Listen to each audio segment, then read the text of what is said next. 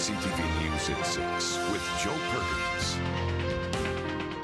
The Victoria Royals, they have some Vancouver Island hockey fans tonight saying, what NHL lockout? For fans, it was a long off-season, capped off by a devastating blow when just last week fans found out there would be no NHL season as planned. The good news, though, the Royals are back, and after a strong performance in Vancouver on Friday night, the Royals were looking to make it 2 in a row for their home opener.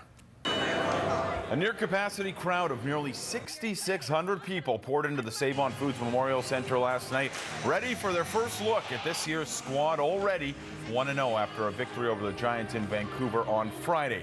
Marty the Marmot happy to be back, and someone looking for a little work these days, Vancouver Canucks anthem singer Mark Donnelly on hand.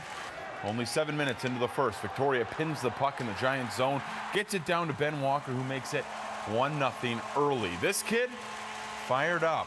Giants, though, they fight back. Things get a little chippy in front, but the Royals don't back down. And after a Brandon McGee goal in the second to make it 2-0, the Royals get another. Alex Gogolov on a 2-on-1. That would make it 3-0. Not the start the Giants were looking for. Don Hay calls a timeout, trying to rally his troops, and it works for a moment. The Giants make it 3-1 off a rebound in front. They would net another 3-2. The final for the Royals. Fans out of the seat, happy to have hockey, NHL or not, back in Victoria.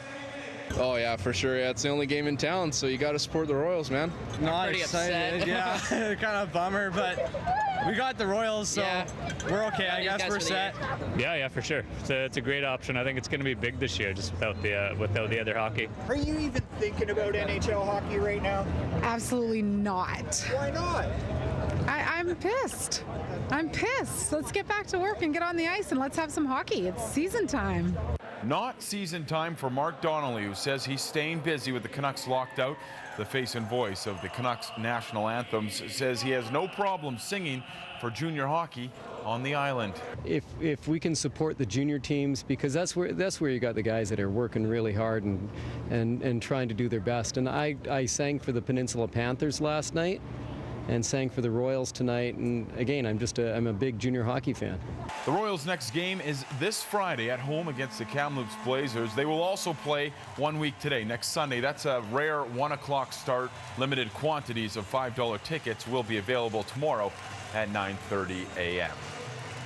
Well, traffic was stopped, roads were shut down, and a building was moved. We showed you the building on Richmond Rd last night, a 19th century structure that was the precursor to St. Michael's University School.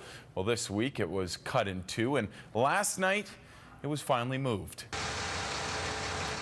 Not every day you see a building being pulled down a city street, or any street for that matter. Several people watched as the Rockland House was taken down Richmond Road onto Fort and then onto Pemberton Road, where it will stay in the 1000 block permanently.